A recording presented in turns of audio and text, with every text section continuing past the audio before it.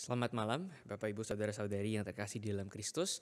Kita bersyukur pada malam hari ini kita boleh datang ke hadapan Tuhan, kita boleh berdoa. Dan sebentar kita akan merenungkan firman-Nya yang terambil dari Matius 22 ayat yang ke-37 hingga 38. Saya akan membacakan dua ayat ini untuk kita semua. Jawab Yesus kepadanya, yaitu kepada ahli Taurat yang bertanya kepada Yesus, hukum manakah yang terutama? Jawab Yesus kepadanya, kasihilah Tuhan Allahmu dengan segenap hatimu dan dengan segenap jiwamu dan dengan segenap akal budimu. Itulah hukum yang terutama dan yang pertama. Mari kita memohon pimpinan Tuhan. Bapak Surgawi, pada malam hari ini kami rindu untuk boleh mengerti apa yang menjadi fokus kami di dalam kehidupan ini. Seperti firman yang telah kami baca, tuntun dan pimpinlah kami, supaya kami boleh mengerti apa arti mengasihi Engkau dan bagaimana kami boleh belajar untuk mengasihi Engkau. Tolong juga hamba-Mu yang penuh dengan keterbatasan, Kau yang menolong dirinya untuk boleh menyampaikan apa yang menjadi isi hati-Mu. Kami menyerahkan waktu kami ke depan ke dalam tangan-Mu ya Bapa. Dalam nama Tuhan Yesus Kristus kami berdoa. Amin. Jadi Bapak, Ibu, Saudara-saudari yang terkasih di dalam Tuhan, pada malam hari ini kita akan merenungkan dua ayat tadi, hukum yang terutama, dan tema pada hari ini adalah apa fokus hidup kita. Dan tentu kalau misalnya kita baca dari ayat yang tadi, kita langsung bisa menebak bahwa fokus dari kehidupan kita seharusnya adalah mengasihi Tuhan. Mengasihi Tuhan dengan apa? Dengan segenap jiwa kita, dengan segenap hati kita, dengan segenap akal budi kita. Mungkin simply speaking kita bisa bilang bahwa segala sesuatu yang ada pada kita seharusnya kita pakai. Kita persembahkan untuk mengasihi Tuhan.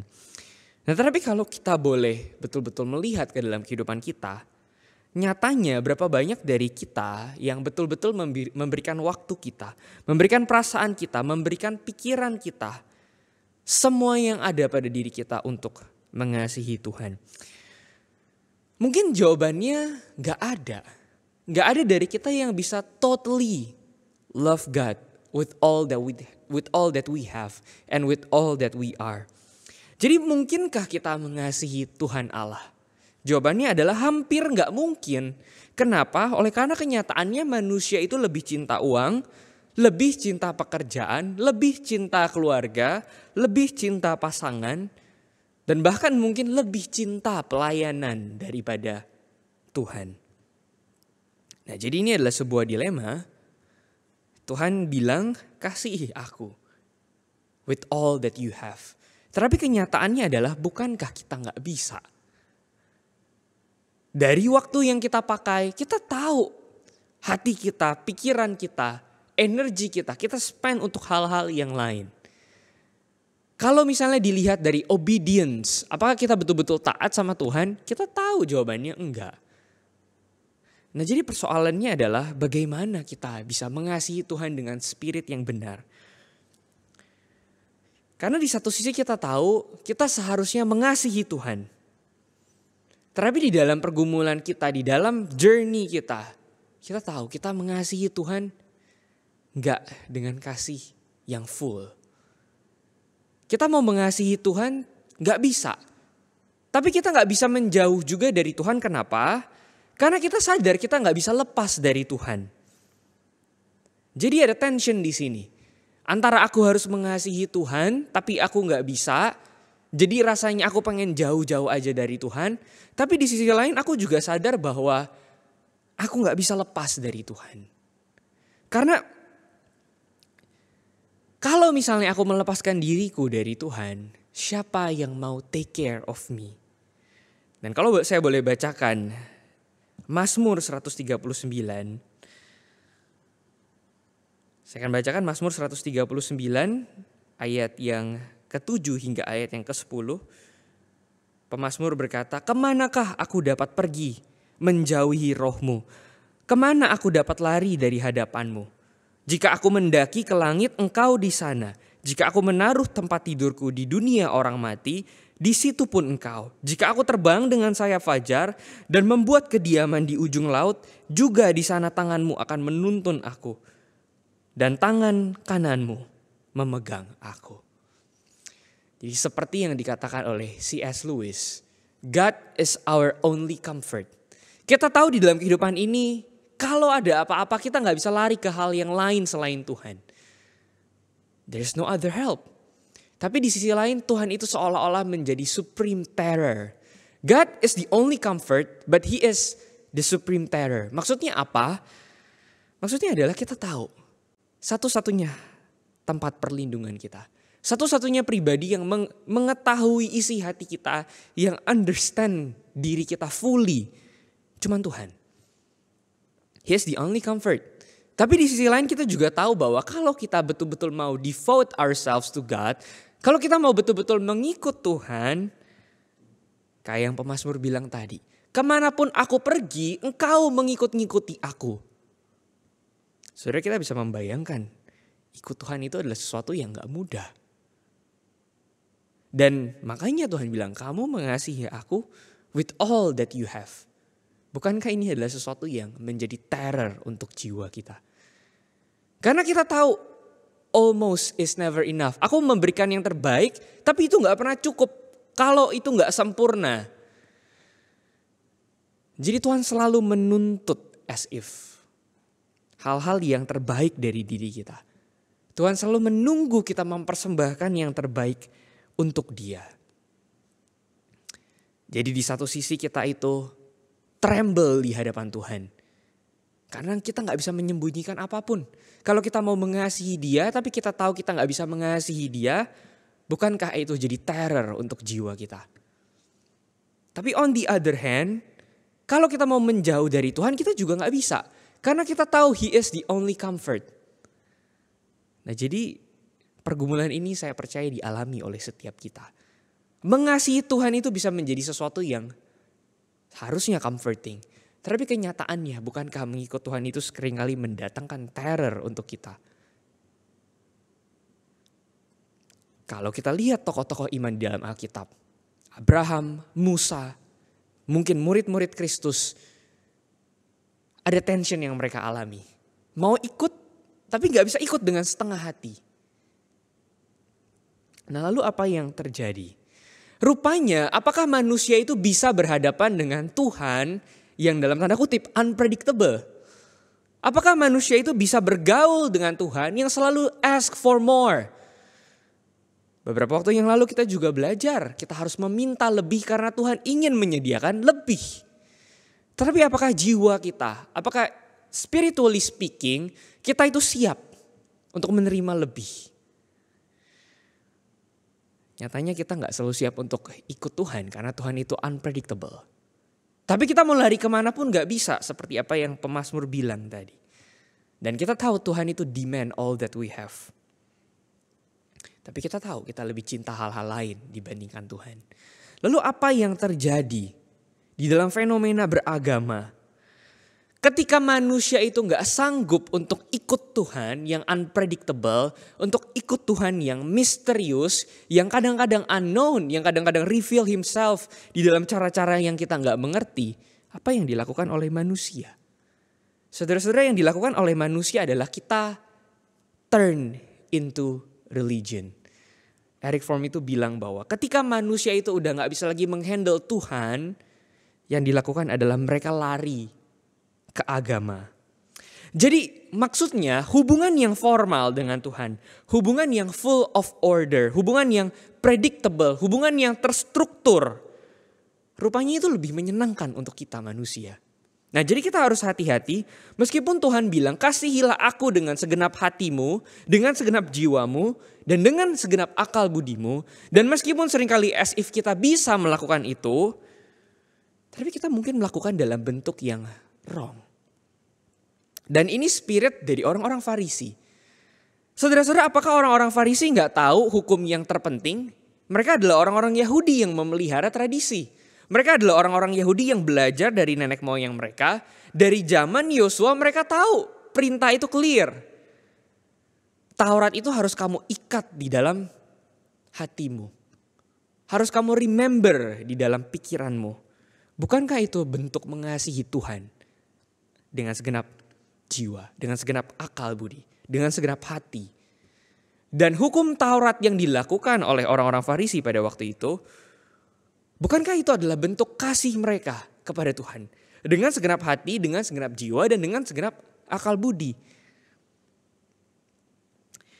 Jadi bergaul dengan Tuhan yang dalam tanda kutip formal dan kaku, yang rules-nya itu udah disediain, mungkin adalah sesuatu yang memang kita cari. Tapi bergaul dengan Tuhan yang unpredictable, bergaul dengan Tuhan yang kapanpun dia bisa minta sesuatu dari kita yang mungkin kita gak siap untuk answer. Kapanpun dia bisa minta kita untuk ikut dia dan kita gak siap untuk jalan. Saudara-saudara, itu lebih sulit. Ikut Tuhan yang predictable.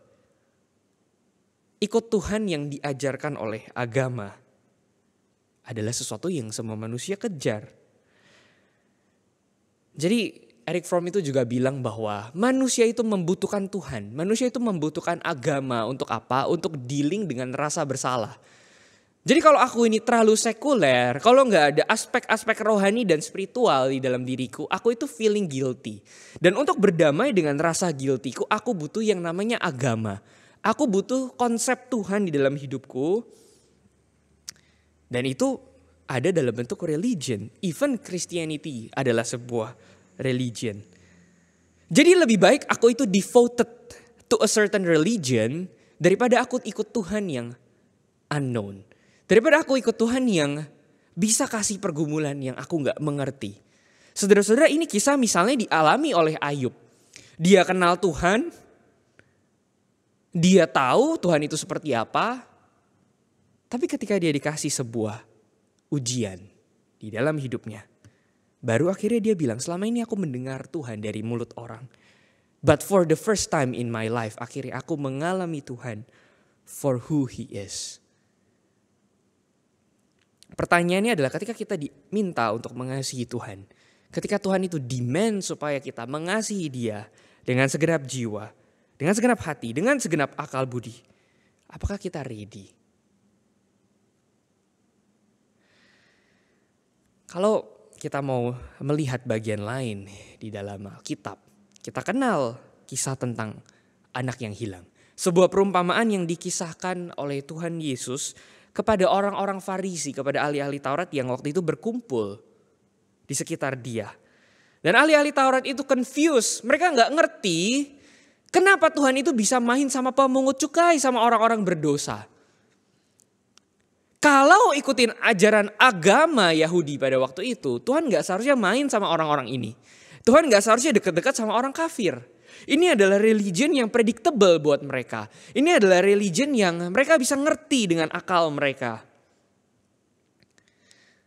Dan di dalam Matius 28 tadi, mereka bertanya untuk sebetulnya mencobai Tuhan. Tuhan, apa hukum yang paling penting?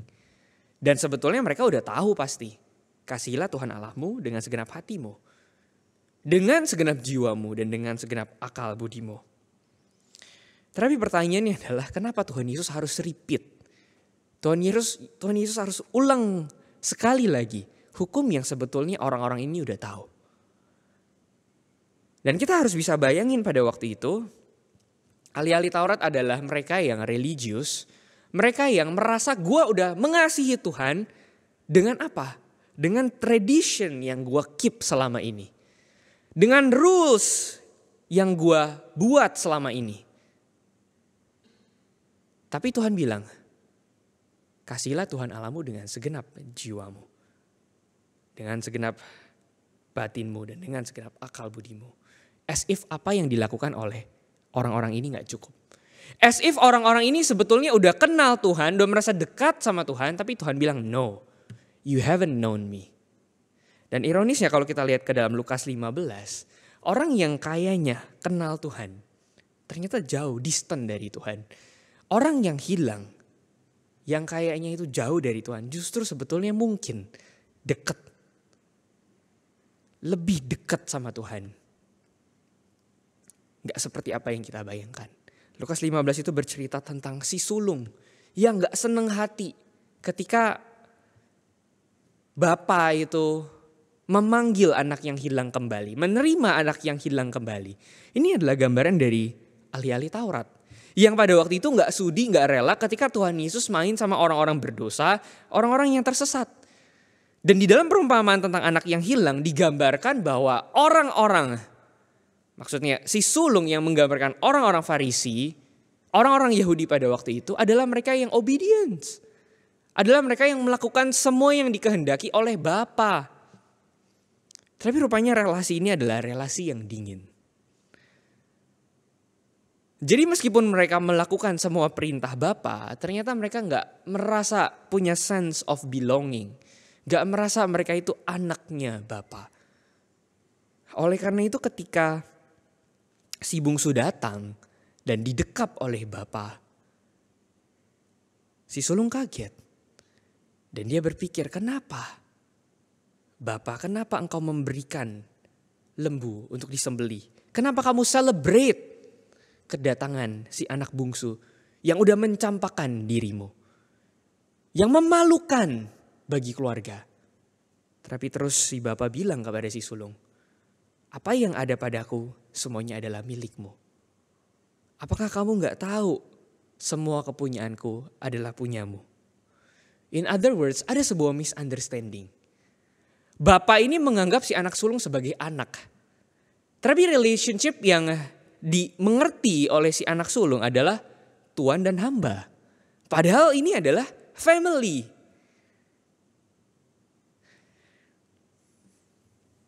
Jadi apakah orang-orang yang keep all the rules and the norms, yang seolah-olah mengasihi Tuhan dengan semua yang mereka miliki, dengan bentuk setia kepada Taurat, adalah orang-orang yang betul-betul mengasihi Tuhan? Dan apakah orang-orang yang jauh dari Tuhan, yang struggle, yang jatuh bangun, seperti anak bungsu, adalah orang-orang yang jauh dari Tuhan? Dari Lukas 15 kita bisa belajar bahwa ternyata rules, ternyata ketaatan, ternyata obedience itu bisa menjadi sesuatu yang membuat kita malah jauh dari Tuhan. Hubungan dan relasi yang kaku, yang formal itu malah membuat sebuah boundaries.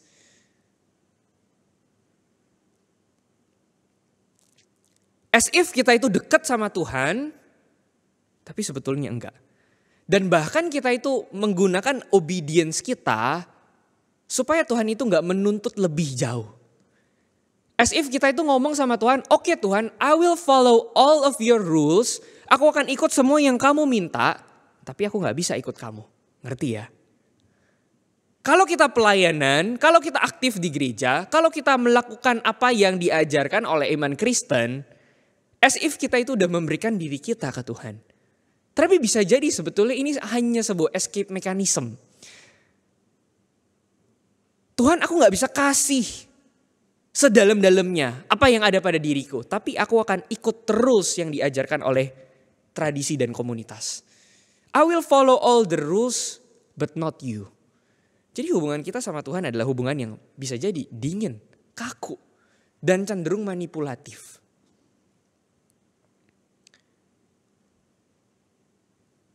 Obedience, ketaatan, kalau kita gak careful, sekalipun kita merasa kita udah mengasihi Tuhan dengan segenap yang ada pada diri kita bisa jatuh pada spirit yang wrong.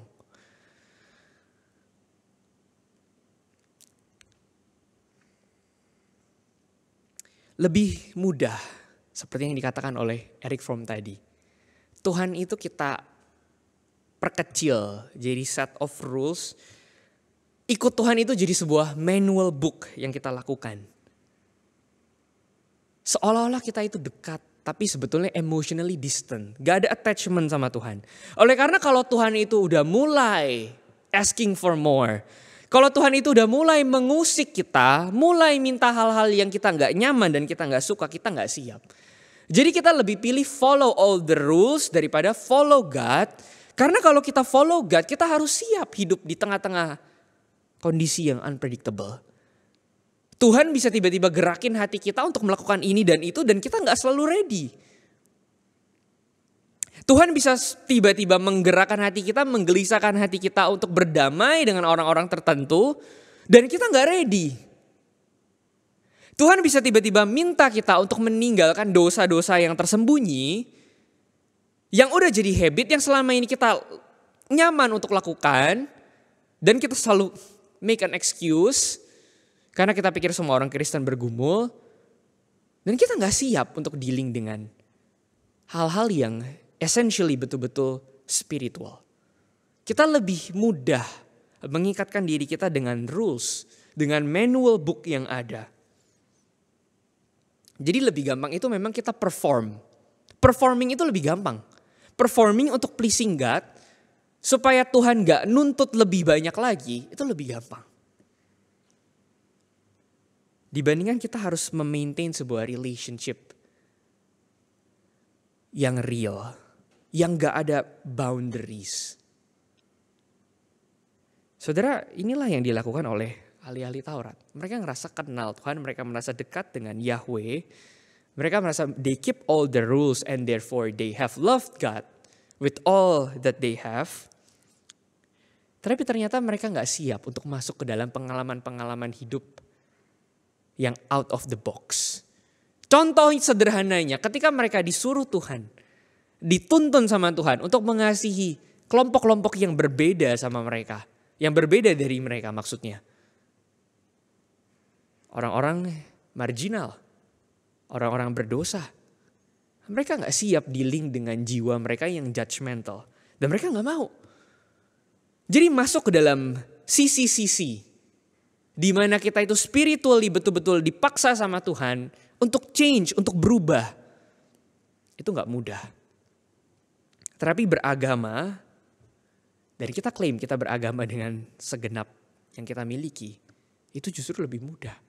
Saudara, lebih mudah kita jadi singer melayani dibandingkan kita betul-betul jadi orang yang hadir untuk orang-orang yang mungkin hurtful dan membutuhkan kita. Lebih mudah kita itu seolah-olah taat. Kita menafkahi keluarga kita, menafkahi orang tua dan anak kita.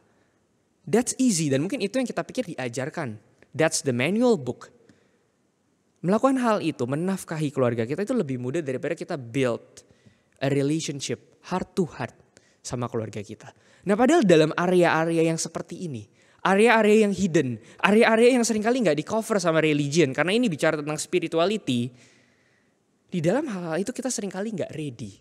Tapi God the unknown, God the terror, the supreme terror itu menuntut kita untuk melakukan memang hal-hal yang kita gak nyaman. So what do we have to do? Kalau kita lihat ke Lukas 15, orang yang merasa jauh dari Tuhan, orang yang justru jujur, orang yang justru vulnerable, orang yang justru jatuh bangun, orang yang justru mungkin mengecewakan di hadapan penilaian komunitas, orang yang justru mungkin gagal adalah orang yang dekat sama Tuhan. Ketika si bungsu itu keluar dari rumah, meninggalkan Bapa, mencampakkan kehormatan Bapa, dia pergi untuk melacur. Saudara, itu gambaran dari setiap kita yang tersesat. Gak peduli lagi sama Tuhan. Life is only about me. Tapi di dalam masa-masa itu, dalam masa-masa akhirnya dia berjumpa dengan keadaan bahwa Tuhan yang tadinya adalah supreme terror di dalam hidupku, ternyata He is the only comfort. Ternyata ketika aku tersesat, ketika aku terjatuh, ketika aku broken, ketika aku pengen mengasihi Dia tapi aku gagal, yang bisa menolong aku adalah God. The supreme terror yang ternyata juga adalah the only comfort that we have. Saudara, saya tahu kita itu kadang-kadang ya jadi orang Kristen berdoa aja sulit. Beribadah aja sulit. Kadang-kadang mungkin ada di antara kita yang berbulan-bulan kita gak bisa berdoa properly di hadapan Tuhan. Kita gak punya kehidupan rohani yang fulfilling. Dan daripada aku belagak berdoa, aku jadi manusia munafik, mendingan aku gak berdoa sekalian. Tapi di tengah-tengah prayerlessness kita, di tengah-tengah bahkan kita susah dan struggle untuk berdoa, apakah di situ Tuhan gak dekat? Justru di tengah-tengah kekeringan yang kita hadapi, di tengah-tengah pergulatan kita dengan dosa yang masih gak selesai sampai hari ini, bukankah Tuhan yang tadinya kita anggap sebagai the supreme terror. Tuhan yang selalu menuntut. Tuhan yang demand for perfection. Di saat-saat titik terendah kita justru adalah Tuhan yang menjadi comfort. Sama seperti anak bungsu yang akhirnya sadar dan bertanya, di manakah ayahku? Kalau aku balik, meskipun aku harus bekerja sebagai orang upahan, aku tahu dia adalah Bapa yang murah hati yang kemungkinan besar akan menerima aku. Saudara, saya sering dengar kisah orang-orang kembali menemukan Tuhan justru di titik-titik terendah di dalam hidup mereka. Justru ketika mereka belajar untuk vulnerable dan mengakui selama ini gue adalah orang yang beragama yang munafik dan gue gak bisa untuk mengasihi Tuhan. Justru di titik-titik itulah mereka realize amazing grace disediakan. Sama seperti anak bungsu yang screaming out, where is my father? Kita mungkin perlu titik-titik di mana kita mengerti dan mengalami kembali Tuhan sebagai Bapa yang love us unconditionally. Ketika kita vulnerable mengaku, Lord, I don't love you enough. Tuhan, kamu minta aku untuk mengasihi dirimu dengan segenap jiwaku, dengan segenap hatiku, dan dengan segenap akal budimu. The fact is I cannot do that. Tapi justru bukankah ketika kita jujur, berjumpa dengan diri kita yang rapuh, berjumpa dengan diri kita yang lebih sebetulnya gue lebih sayang keluarga, gue lebih cinta uang, gue lebih cinta pekerjaan, gue lebih cinta pelayanan. Ketika kita berjumpa dengan kerusakan yang memang ada pada diri kita, bukankah disitulah kita menyadari amazing grace, that God is our only comfort. Oleh karena itu pada malam hari ini saya ingin mengajak kita untuk melihat satu poin. Saudara-saudara, kita harus sadar bahwa kita ini jadi anak Tuhan. Kita ini jadi anak Tuhan karena kita mengasihi Tuhan atau karena Tuhan mengasihi kita terlebih dahulu. Kita jadi anak Tuhan karena kita mengasihi Tuhan, terus kita cukup baik, kita dianggap jadi anak Tuhan. Atau kita jadi anak Tuhan karena Tuhan yang terlebih dahulu mengasihi kita. Saudara, seringkali di dalam hubungan orang tua anak, kita itu terbiasa untuk perform. Kita terbiasa untuk perform terlebih dahulu supaya kita diakuin sebagai anak. Kita pasti familiar dengan ucapan-ucapan, kalau lu gak pinter lu bukan anak gua. Kita pasti familiar dengan ucapan-ucapan, lu malu-maluin keluarga, gua gak mau akuin lu sebagai anak. Kita pasti familiar dengan ucapan-ucapan, anak papa gak kayak gitu ya, anak mama gak kayak gitu ya. Sehingga kita terbiasa untuk work it out. Maksudnya dalam arti kita terbiasa untuk oke, kalau aku mau diterima, kalau aku mau diakuin sebagai anak, I need to do something first supaya aku di-approve. Saudara, padahal ini adalah sesuatu yang kebalik.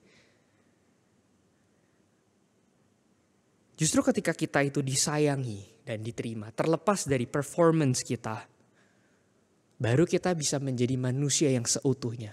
Baru kita bisa menjadi manusia yang flourish. I am loved, therefore I am. Aku bisa jadi manusia, aku bisa jadi orang karena ada orang lain yang menganggap aku. Aku bisa menjadi manusia, I am what I am, karena keberadaan aku dihargai. Karena aku gak ditolak. Karena ada istriku yang mengaffirm keberadaanku. Karena sebagai anak ada orang tua yang sayang sama aku. Karena sebagai istri mungkin ada suami yang mengasihi aku. I am loved, therefore I am. Aku bisa punya sense of self sebagai manusia karena ada orang-orang di sekitarku yang mengakui keberadaanku. That's what we need. Tapi masalahnya di dalam hubungan kita dengan Tuhan. Seringkali kita gak pengen Tuhan yang mencintai kita secara unconditionally. Karena kita tahu kalau kita menerima kasih yang unconditional, artinya by implication, kita juga harus menyenangkan hati Tuhan. Dan itu adalah sesuatu yang gak mudah. Lebih mudah dealing dengan Tuhan yang transactional. Tuhan, lu maunya apa, gue lakuin, and then that's it. Ada boundaries, ada walls di antara kita, ada distance di antara kita. Padahal Tuhan adalah Tuhan yang demand for all. Ya karena dia udah memberikan semuanya unconditionally. Dan kita jadi anak Tuhan karena Tuhan yang terlebih dahulu mengasihi kita. Ini seharusnya jadi berita yang comforting buat kita. Oleh karena apa? Oleh karena pada hari ini saya ingin mengajak kita untuk menyadari satu fokus. Loving is not only about giving, but also about receiving. Fokus kita bukan cuma memberikan apa yang kita punya ke Tuhan, tetapi menerima kasih Tuhan di tengah-tengah spiritual instability kita. Saudara, kita tahu kita ini unstable. Di dalam mengikut Tuhan kita unstable. Kadang kita sayang sama Tuhan, kadang kita mau berkorban untuk Tuhan, kadang kita mau sungguh-sungguh ikut Tuhan, tapi kadang kita distant. Dan kita bergumul dengan instability kita. Kadang rasanya aku tergerak untuk menjawab gerakan hati yang dikasih sama Roh Kudus. Kadang rasanya aku itu ingin submit sama Tuhan yang, kalau kata C.S. Lewis tadi, adalah supreme terror. Karena dia selalu demand for more. Tapi kan kita tahu kita gak bisa. Dan di titik itulah kita perlu menyadari bahwa mungkin kadang kita perlu berhenti untuk menuntut terlalu banyak dari diri kita karena memang kita insufficient. Jadi it's okay kalau selama ini kita masih gak bisa berdoa, kita masih gak cinta Tuhan, kita masih gak bisa devote our life, kita masih malas ibadah. Justru Tuhan datang untuk manusia-manusia yang hopeless, manusia-manusia yang brengsek kayak gini. So loving God, itu kita gak cuma bicara tentang giving, tapi bicara tentang receiving. Ayo kita datang vulnerable ke Tuhan. Kita confess kita itu berada di dalam kondisi yang seperti apa. Kita confess semua yang kita gak bisa lakuin untuk Tuhan. Dan bukankah ketika kita sadar Tuhan menerima kita unconditionally, baru di saat itulah kita bisa mulai belajar mengasihi Tuhan kembali. Di dalam 1 Yohanes itu bilang, we love because He first loved us. Kita belajar dan bisa mengasihi Tuhan pelan-pelan. Karena kita merasakan kasih-Nya melingkupi kita. Jadi kasihilah Tuhan Allahmu dengan segenap jiwamu, dengan segenap hatimu, dan dengan segenap akal budimu. Ini adalah sebuah retorika yang Tuhan Yesus berikan ke orang-orang Farisi yang pasti bakal fail 100%. Kenapa? Karena mereka gak terlebih dahulu menerima anugerah Tuhan. Karena mereka gak terlebih dahulu vulnerable dan mengakui bahwa mereka adalah orang-orang yang corrupted. You wanna love God? Buka hatimu dan terima kasih-Nya terlebih dahulu. Mari kita bersama-sama tundukkan kepala dan kita berdoa. Bapak Surgawi, terima kasih karena pada malam hari ini kami disadari bahwa seringkali kami mengasihi Engkau dengan spirit yang salah. Tetapi kami belajar bahwa Engkau adalah Allah yang menolong dan menopang kami, bahkan di tengah-tengah kegagalan kami untuk mengasihi Engkau. Oleh karena itu biarlah fokus kami di dalam kehidupan spiritual kami adalah membuka hati kami untuk menerima kasih-Mu terlebih dahulu. Di tengah-tengah spiritual instability, di tengah-tengah kesuaman rohani kami membutuhkan anugerah-Mu. Tolong kami. Kami percaya Engkau menuntun kami. Ajar kami untuk punya hidup yang terbuka dan vulnerable di hadapan-Mu. Sehingga kehidupan spiritual kami bukanlah kehidupan spiritual yang penuh dengan formalitas dan kekakuan. Tetapi kami boleh mengalami Engkau sebagai Bapa dan sebagai sahabat.